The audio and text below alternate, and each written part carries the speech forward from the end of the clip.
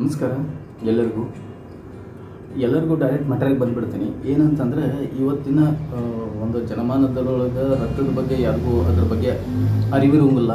ಆ ಅರಿವುಗಳನ್ನು ಮೂಡಿಸೋದಕ್ಕೋಸ್ಕರ ನಾನು ಒಂದಷ್ಟು ಇದೊಂದು ವಿಡಿಯೋ ಮಾಡ್ತಾಯಿದ್ದೀನಿ. ದಯವಿಟ್ಟು ಎಲ್ಲರೂ ಇದಕ್ಕೆ ಸಹಕರಿಸ್ಬೇಕಂತ ಹೇಳ್ತಾ ಇದ್ದೀನಿ.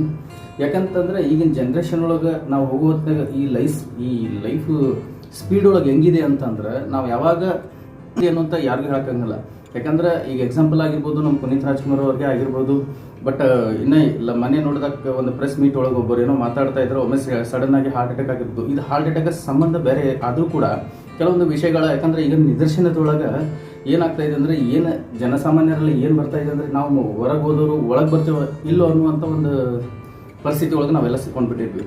ಒಂದೇದ್ದು ಯಾಕಂದರೆ ಈಗಿನ ಎನ್ವೈರ್ಮೆಂಟು, ಈಗಿನ ಪೊಲ್ಯೂಷನ್ನು ಮತ್ತು ಈಗಿನ ಸ್ಪೀಡ್ ಜನ್ರೇಷನ್ ಒಳಗೆ ಈಗ ಮೊದಲು ಟಿ ವಿ ಯಾವ ರೀತಿ ಇದ್ವು, ದೊಡ್ಡ ಇದು ಬರ್ಬರ್ತಾ ಲೈಫ್ ಹೆಂಗೆ ನಮ್ಮ ಟಿ ವಿಗಳು ಸಣ್ಣದಾಗ್ತಾ ಇದೆ, ಹೆಂಗೆ ನಮ್ಮ ಇದು ಎಲ್ಲ ಬರ್ಬರ್ತಾ ಲೈಫು ಕೂಡ ಒಂದು ಸಣ್ಣದಾಗ್ತಾ ಇದೆ.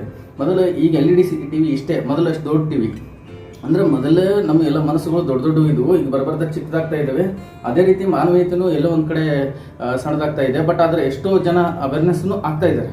ಈ ರಕ್ತದ ಬಗ್ಗೆ ಒಂದು ಹೇಳ್ಬೇಕಂತಂದ್ರೆ, ಎಲ್ಲರೂ ಎವ್ರಿ ಗಂಡ್ಮಕ್ಳು 3 ತಿಂಗಳಿಗೆ ಒಂದ್ಸಲ ರಕ್ತವನ್ನು ದಾನವನ್ನು ಮಾಡ್ಬೋದು, ಮತ್ತು ಹೆಣ್ಮಕ್ಳು 4 ತಿಂಗಳಿಗೆ ಒಂದ್ಸಲ ದಾನವನ್ನು ಮಾಡ್ಬೋದು.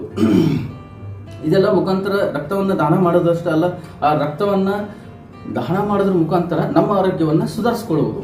ಯಾವ ರೀತಿ ಸುಧಾರಿಸ್ಕೊಳ್ಳೋದು ಅಂತಂದ್ರೆ, ಎವ್ರಿ 3 ಮಂತ್ಸ್ಗೆ ಒಂದ್ಸಲ ನೀವು ಹೆಂಗೆ ವೆಹಿಕಲ್ನ ನೀವು ಎವ್ರಿ 3 ಮಂತ್ಸ್ಗೆ ಒಂದ್ಸಲ ಯಾವ ರೀತಿ ನೀವು ಸರ್ವಿಸ್ಗೆ ಕೊಡ್ತೀರಿ, ಅದು ಆಯಿಲ್ ಹೆಂಗೆ ಚೇಂಜ್ ಮಾಡ್ತೀರಿ, ಅದೇ ಪ್ರಕಾರ ರಕ್ತವನ್ನು ನಾವು ಡೊನೇಟ್ ಮಾಡೋದ್ರಿಂದ ಎವ್ರಿ 3 ಮಂತ್ಸ್ಗೆ ನಮ್ಮ RBCs 120 ಡೇಸ್ ಇರೋದ್ರಿಂದ ನಮ್ಮ RBCs ಹುಟ್ಟಿ ಮತ್ತು ಸಾಯ್ತಿರ್ತಾವೆ. RBCs ಆಗಿರ್ಬೋದು, WBCs ಆಗಿರ್ಬೋದು, ಮತ್ತು ಪ್ಲೇಟ್ಲೆಟ್ ಕೂಡ ನಮ್ಮ ಬಾಡಿ ಒಳಗೆ ಅದೇ ರೀತಿಯೇ ಇರುವುದಿಲ್ಲ. ಅವು ಹುಡ್ತಿರ್ತಾವೆ ಮತ್ತು ಸಾಯ್ತಿರ್ತಾವೆ. ಅದರಿಂದ ನಾವು ಸಾಯಿಸೋ ಬದಲಿ ಅದನ್ನು ಒಬ್ಬರಿಗೆ ಹೆಲ್ಪ್ ಮಾಡಬೇಕನ್ನೋ ಒಂದು ಉದ್ದೇಶದಿಂದ ಈ ವಿಡಿಯೋನ ಮಾಡ್ತಾ ಇದ್ದೀನಿ.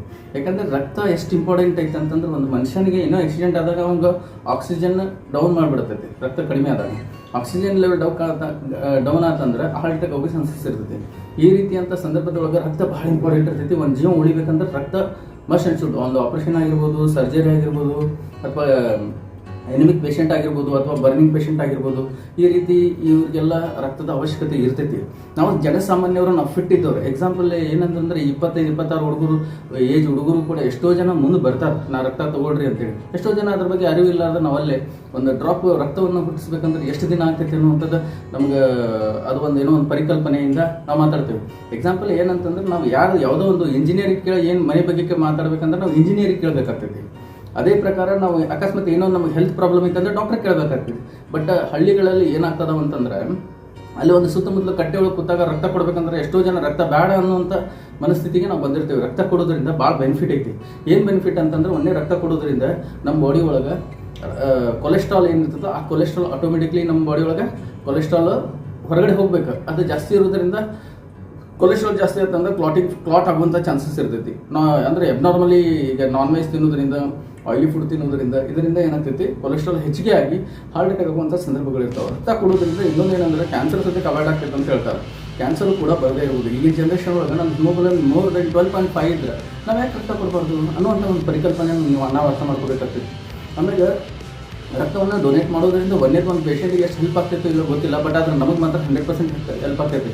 ನಾವು ರಕ್ತ ಕೊಡೋದ್ರಿಂದ ನಮ್ಗೆ ಹಿಮೋಗ್ಲೋಬಿನ್ ಗೊತ್ತಾಗ್ತೈತಿ. ಅಕಸ್ಮಾತ್ ನನ್ನ ಹಿಮೋಗ್ಲೋಬಿನ್ ಕಡಿಮೆ ಇತ್ತಂತಂದ್ರೆ ನಾನು ಆರೋಗ್ಯವನ್ನು ಸುಧಾರಿಸ್ಕೋಬೋದಲ್ಲ. ಅದಕ್ಕೆ ರಕ್ತವನ್ನು ಕೊಡಬೇಕಂತಂದ್ರೆ more than 12.5 ನಮಗೆ ಹಿಮೋಗ್ಲೋಬಿನ್ ಇರಬೇಕು. ನಮಗೆ ಎರಡನೇದ BP ನಾರ್ಮಲ್ ಆಗಿರಬೇಕು. ಅಥವಾ ನೀವು ಯಾವುದೇ ಮೆಡಿಸಿನ್ ತೊಗೊಂಡ್ರೂ ಕೂಡ ಅದನ್ನು ನೀವು ಒಂದು ದಿನ ಬಿಟ್ಟು ಮತ್ತು ನಿಮ್ಗೆ ನಾರ್ಮಲ್ ಇದ್ದರೆ ನಾವು ತೊಗೋಬೋದು. ಬಟ್ ಆದರೆ 1 ವರ್ಷದೊಳಗೆ ಯಾವುದೇ ಮೆಡಿಸಿನ್ಸ್ ಚೇಂಜ್ ಆಗಿರಬಾರ್ದು. ಆಮೇಲೆ ಶುಗರ್ ಎಂಟ್ರಿ ಅಬ್ನಾರ್ಮಲ್ ಇನ್ಸುಲಿನ್ ತೊಗೊಂಡವರು ಕೊಡ್ಲಿಕ್ಕೆ ಬರೋದಿಲ್ಲ. ಆಮೇಲೆ ಯಾವುದೇ ರೀತಿಯಿಂದ ಸರ್ಜರಿ ಆಗೋದು, ಸರ್ಜರಿ ಆದರೆ ಮಿನಿಮಮ್ 1 ವರ್ಷದೊಳಗೆ ರಕ್ತವನ್ನು ಡೊನೇಟ್ ಮಾಡಬೇಡ್ರಿ. ಆಮೇಲೆ HIV, HBCV, HCV ಈ ರೀತಿ ಕಾಯಿಲೆಗಳಿದ್ದರೆ ದಯವಿಟ್ಟು ನೀವು ರಕ್ತವನ್ನು ಕೊಡೋಕ್ಕೆ ಬರೋದಿಲ್ಲ ಲೈಫ್ ಲಾಂಗ್. ಯಾಕಂದರೆ ರಕ್ತ ಎಲ್ಲರಿಗೂ ನಾವು ತೊಗೊಳಕ್ಕೆ ಬರೋದಿಲ್ಲ. ರಕ್ತವನ್ನು ತೊಗೋಬೇಕಂದ್ರೆ ಅದರದ್ದೇ ಆದ ಒಂದು SOP ಇರುತ್ತೆ. ಅದನ್ನು ಪ್ರೋಟೋಕಾಲ್ ಪ್ರಕಾರ ನಾವು ತೊಗೊಳ್ಳೋದು. ನಿನ್ನೆ ನೈಟ್ ಡ್ರಿಂಕ್ ಮಾಡಿದರೆ ಕೊಡೋಕ್ಕೆ ಬರೋಲ್ಲ. ಈ ರೀತಿಯೆಲ್ಲ ಸಮಸ್ಯೆಗಳದಾವೆ. ಅದಕ್ಕೆ ರಕ್ತವನ್ನು ಡೊನೇಟ್ ಮಾಡಿ ಎಲ್ಲರ ಜೀವಕ್ಕೆ ಒಂದಿಷ್ಟು ಎಲ್ಲರೂ ಇದಾಗೋಣ ಅಂತ ಹೇಳಿ ನಾನು ಈ ವಿಡಿಯೋ ಮುಖಾಂತರ ನಿಮಗೆಲ್ಲ ಕೇಳ್ಕೊಳ್ತಾ ಇದ್ದೀನಿ. ರಕ್ತ ಕೊಡೋದ್ರಿಂದ ನಮಗೂ ಬೆನಿಫಿಟ್ ಇದೆ ಮತ್ತು ಕೊಟ್ಟವ್ರಿಗೂ ಬೆನಿಫಿಟ್ ಇದೆ. ಇದರಿಂದ ರಕ್ತವನ್ನು ಯಾರಿಗೂ ರಕ್ತ ಕಡಿಮೆ ಆಗಿ ಸಾಯಬಾರ್ದು ಅನ್ನುವಂಥ ಪರಿಸ್ಥಿತಿಗೆ, ಯಾಕಂದ್ರೆ ನಾವು ಮಾನವೀಯ ದೃಷ್ಟಿಯಿಂದ ನಾವು ಹೇಳ್ತಾ ಇರೋದ್ರ ಪ್ರಕಾರ ಎಲ್ಲರೂ ರಕ್ತವನ್ನು ಕೊಡಬೇಕು ಮತ್ತು ಎಲ್ಲರ ಜೀವನವನ್ನು ಉಳಿಸಬೇಕು ಅಂತ ಹೇಳ್ತಾ ಈ ವಿಡಿಯೋನ ಮುಗಿಸ್ತೇವೆ.